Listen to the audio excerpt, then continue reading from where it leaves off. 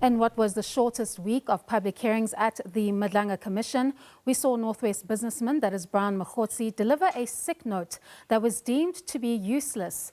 Suspended SAPS Component Head for Organised Crime, that is Major General Richard Shibiri, admits that there has to some extent been an infiltration of alleged cartels in the criminal justice system. But before this evidence could be digested and tested, it was halted by Northwest businessman Suliman Carrim's return to the probe with yet another application, this time to give his evidence behind closed doors. I'm Canny, Maphanga, and this is the Madlanga Wrap. It is my considered professional view that in some instances, criminal syndicates have infiltrated or exerted influence within the law enforcement structure.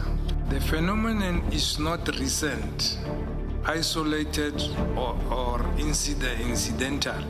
It has manifested repeatedly over a sustained period of years across different operational environments. We are not going to sit here and continue receiving useless medical certificates like the last one was and like yours appears to be. I really have to apologize and reiterate, commissioners, I have been very consistent throughout the preparations all the time before the commission. Coming back from Cape Town, since Friday I was not okay. The commission was set to kick off its hearings with the testimony of Northwest businessman Brown Mogotsi. However, he was a no-show, citing that he was ill. Mogotsi was ordered to hand in a sick note by the close of business or risk being held in contempt. This latest trend, which impacts the schedule of the commission, raised concerns from the commission's bench. Let me right away say that it looks like we've reached a stage where we are getting quite a few of these medical certificates, and this is quite bothersome. It impacts negatively on the commission's scheduling, because once we do not have a witness, and we usually get to know of that on the day, we lose time because we do not sit on that day, and it gets worse if a witness has been scheduled for more than just one day. And that witness then has to be scheduled at a later date, affecting scheduling that had already been done. This is truly, truly bothersome, and the commission has very limited time to do its investigation, do and finalize its investigation. And the medical certificates we get basically say nothing. Yours, Mr. Mogotsi, says medical condition. That is what the last one before yours also said, and we had to insist on getting another medical certificate, which then stated what the real condition was. Just saying medical condition, that's useless, and it doesn't assist us, and ordinarily, that's something we just cannot and should not accept. We are aware that there are regulations that govern the medical environment, and we believe that we are entitled to call upon the medical doctor concerned to actually explain what the medical condition is, but because of the confidentiality that attaches to people's medical conditions, that's something we should do in a private session. Starting from now, that is something we are seriously considering doing.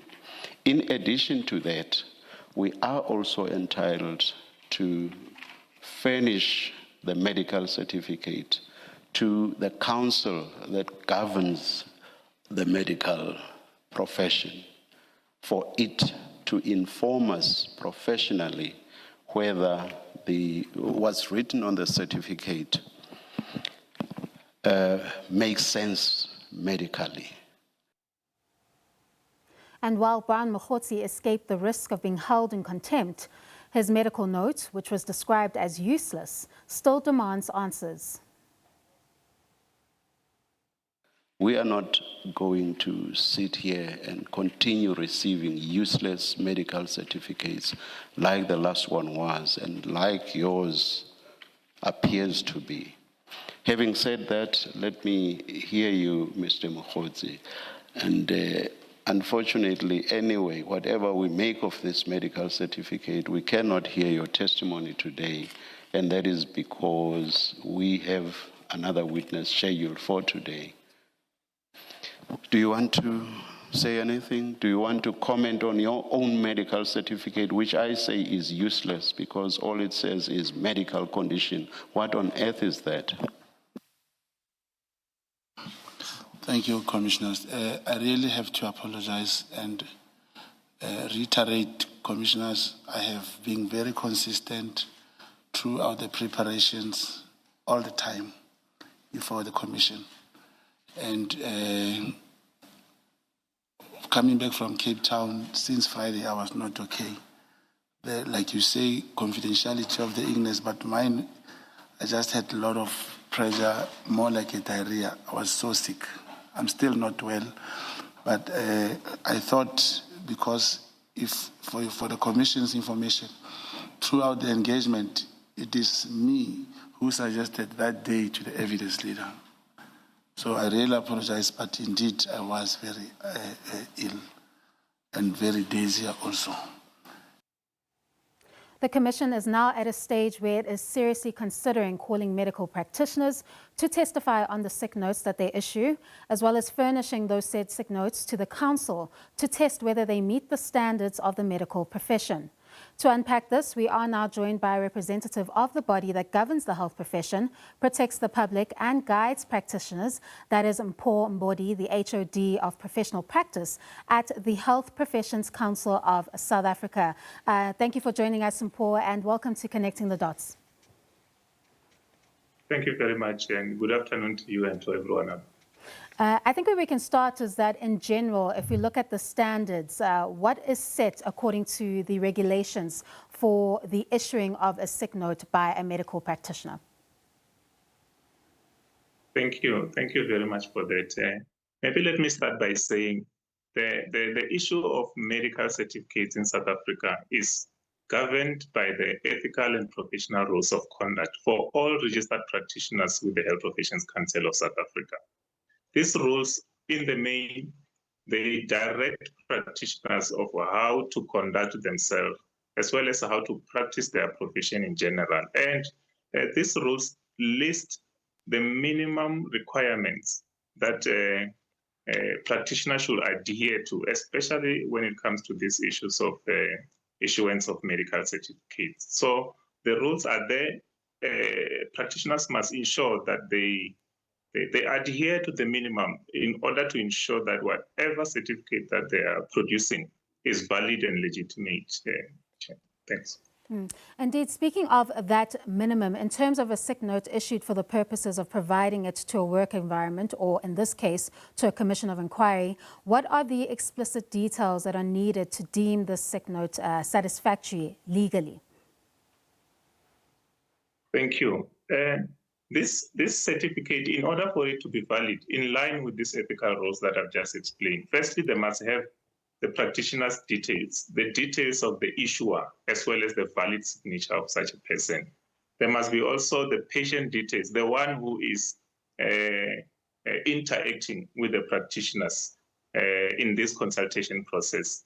There must also be the details of the consultation, which means the time and date of when did this happen, and most importantly, the date and time of the examination. Remember, issuance of medical certificates is not just a signing of a paper and handing it over. That is the product of a consultation that has occurred between the practitioner as well as the patient. So the examination date must also be indicated on that certificate. And also, there must be a basis for such medical certificates to be issued, whether it is being issued as a result of examination by the practitioner or there is information that has been received from the patient themselves that, in line with the practitioner's professional discretion, it is acceptable in line with their medical training. So the practitioner must indicate such on this certificate, and also the illness. This illness that a patient has arrived with at the consultation room, there must be an indication of such. But in order to be specific with such a expression, there must be a consent provided by the patient. If the patient declines to provide a consent for their illness to be stated as with specificity, it means that then the practitioner can indicate that such and such a person is unfit to work or to conduct their duty of the day, but also there must be an indication whether they will be fit, firstly to fully participate, or there can be some participation with some limited engagement from the patient. So the certificate must indicate such, and most importantly, they must also indicate the dates in which this person who's a patient is expected to be out of duty as a result of the illness that the practitioner has noted on this medical certificate. So these are important items that at minimum must be contained on all medical certificates that are issued in order for that to be valid and authentic. Thank you. And Paul, this particular sick note listed the description as quote-unquote medical condition. So can a medical practitioner be compelled to divulge further what that medical condition is of a patient to a work environment, or in this case, a commission of inquiry? And if the answer is yes, then what does that mean for patient-doctor confidentiality? Thank you. Thank you very much. Remember, confidentiality is critical in medical practice. In fact, it's the basis for the relationship between a patient and a practitioner. And when the patient hands over their sensitive health information to a practitioner, there is an expectation that that confidentiality chain will be maintained throughout. However, confidentiality on its own is not absolute.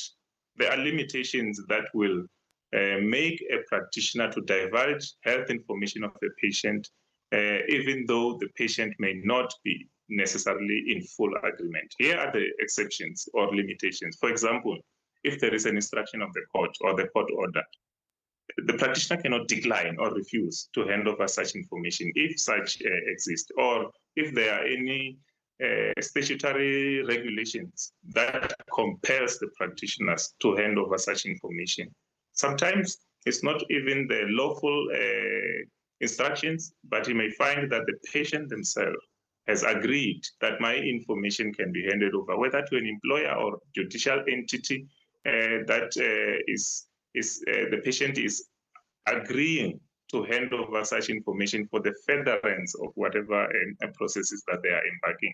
And the last limitation of this confidentiality processes relates to the issues of public interest. This is where now, in terms of the condition itself and the practitioner's judgment, they can relay the information, of course, to the appropriate entity to ensure that the interest of anyone more than the patient are also taken into account. Otherwise, withholding such information will also be detrimental to the third party or the next person as it is. So there are limitations to this confidentiality, and as I indicated, it's not an absolute arrangement that it must be at all material times be maintained. And if there is a need, for example, for an employer or a judicial structure to request the service provider, who's a practitioner in this instance, to convey specific information if such were not provided for in this issued medical certificate. Certainly, there can be such kind of a request. Thank you. All right, thank you very much. That was Paul Mbodi of the Health Professions Council of South Africa. We have run out of time, but he was highlighting what the particulars are for a sick note to be deemed legal in the eyes of the Health Professions Council of South Africa. Now, what followed after the sick notes debacle is the evidence of suspended SAPS Component Head for Organised Crime, Major General Richard Shibiri, who was the first implicated person to come before the Commission and admit that an infiltration of the criminal justice system is a reality. All of those details after the break.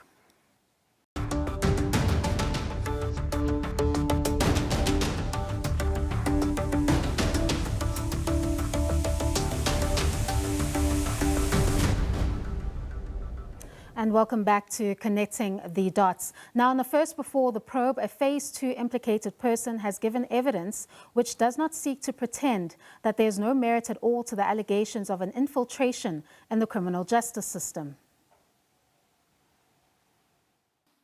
Based on my experience in the execution of my official duties, intelligence received from registered sources, crime intelligence reports, information derived from investigated case dockets, community intelligence structure, it is my considered professional view that in some instances, criminal syndicates have infiltrated or exerted influence within the law enforcement structure.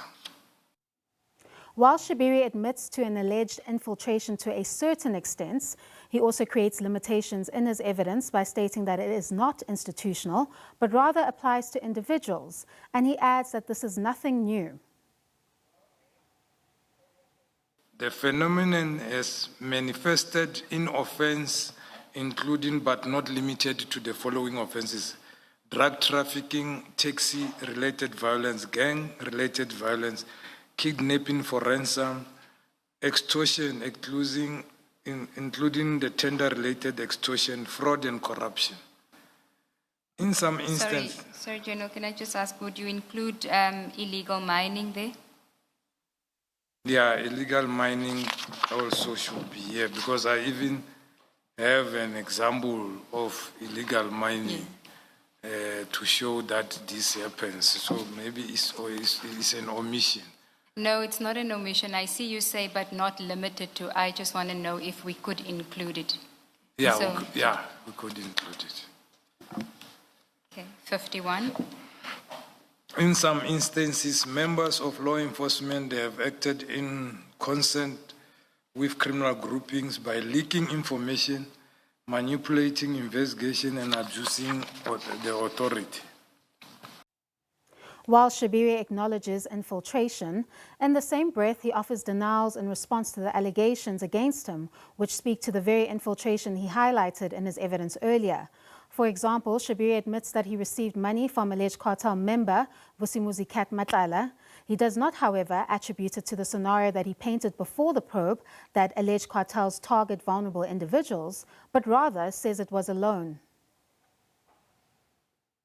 I confirm that the funds were utilized solely for the vehicle repairs and were not connected to any way to my official duties or any operational matter.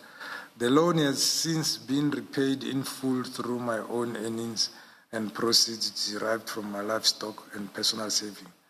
Mr. Matlala deposited the agreed amount into my son's bank account, forwarded a proof of deposit to me via WhatsApp. My son confirmed the receipt telephonically.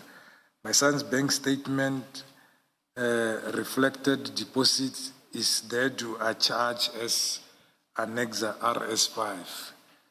The Annexa will depict proof of deposit, payment of the mechanic, purchase of the vehicle parts, and quotation from the mechanic attached as Annexa RS6 and Annexa RS6A. I wish to state that I have never attended any function hosted by Matlala, nor he attended any function at my residence. I do not know his residential address. Shibiri further denied offering an alleged bribe to investigators probing the Armand Swart murder, which implicates alleged cartel member Katiso Katie Molefe. The allegation that I interfered with influencing or persuaded any investigating officer not to oppose bail is not true. It is inconsistent with my role, my professional experience, the established legal framework governing bail, proceedings and serious criminal matters. I wish to emphasize that offenses falling under Schedule 6 of Criminal Procedure Act require a formal bail application before a competent court, where the accused bears the onus to satisfying the court that exceptional circumstances exist to justify release on bail. An experienced detective and senior commander with crime detection, I have always been fully conscious of the legal position and the strict procedure and safeguard applicable to such proceedings. Decision relating to bail is opposed or manner which the bail proceedings are conducted or any subsequent appeal process fall within the prosecutorial domain of National Prosecuting Authority. These decisions do not reside within the authority of the National Commander or Senior Detective Officer. It would have been both improper, beyond my mandate to attempt to influence such process. I therefore categorically deny that I persuaded, instructed, influenced any investigating officer not to oppose bail, whether at the first instance during any appeal proceedings.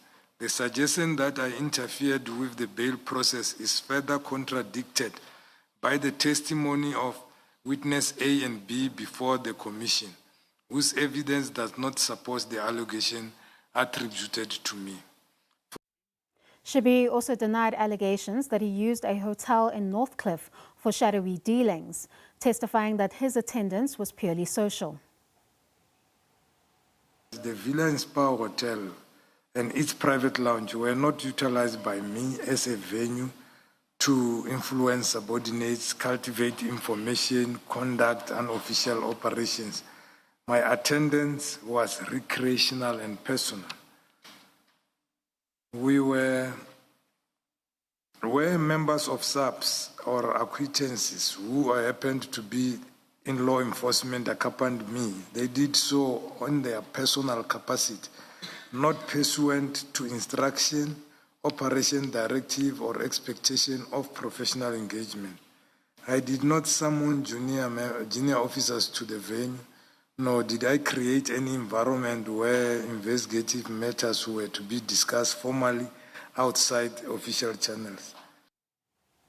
Shibiri's evidence essentially acknowledges an existence of infiltration in the criminal justice system, but also seeks to suggest that he is void of this particular problem. This evidence will demand further answers from Shibiri in light of the fact that he received money from an alleged cartel member who shows a pattern of allegedly targeting high-ranking SAPS officials for the purposes of guarding his SAPS contract. And that WhatsApp exchanges show that Shibiri took a keen interest in witness A and B's investigations to the extent that they perceived it as his attempt to allegedly influence them into dropping the probe. However, before this evidence could be put to the test on Friday, Suliman Carrim's lawyers arrived with an application to have Carrim give his evidence behind closed doors. Lawyers on behalf of Suliman Carrim, a Northwest businessman, accused of using his political influence to assist CAT with his SAPS contract and leaking confidential SAPS information, argued that Carrim should be granted an in-camera hearing citing death threats. The simple proposition is this: it's not the evidence itself, and Commissioner Baloy actually identified that there's a distinguishing feature about this application and how it was brought and when it was brought in respect of other applications. And I adopt that analysis because that's the very point that I want to start with. It's that it's not the actual evidence that my client gives which brings us here, but rather the fact that merely by appearing here on the 6th of February as a confirmed witness who was then granted a postponement and which gave rise to the 4 or 5 threats that we've attached to the 2 affidavits, which don't only threaten my client individually, but also threaten his family. Evidence leader, Advocate Adila Hassim, in response argued that the in-camera hearing sought by Carrim will not eliminate the death threats that he cites as a reason to do so. The reality is that the relief that Mr. Carrim seeks is not going to assist him.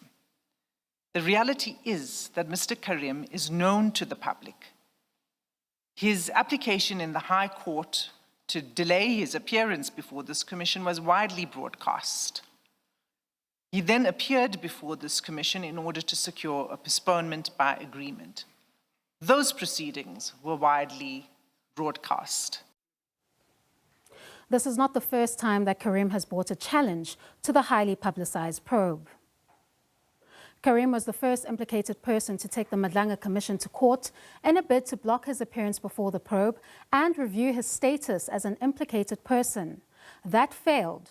When Carrim had to honor his subpoena before the probe, his lawyers moved for a postponement, which was granted. Then the Friday before his testimony on Monday, his lawyers applied for an in-camera hearing. The Commission did not deliver its ruling on Friday afternoon, but instead indicated that it will be delivered at 9:30 a.m. on Monday, when Carrim is actually scheduled to give his evidence. This could be seen as a tactical move from the probe, which is faced with a witness who has shown through past acts that he would likely challenge an adverse ruling. Now all eyes are on the Commission to see whether Carrim will take the stand before the public lens, or will he be allowed to testify behind closed doors? He'll also be followed by Shibiri, who will see his version placed under cross-examination on Wednesday. Join us next week Sunday at 5 p.m. to unpack what emerges from this week's highly anticipated hearings.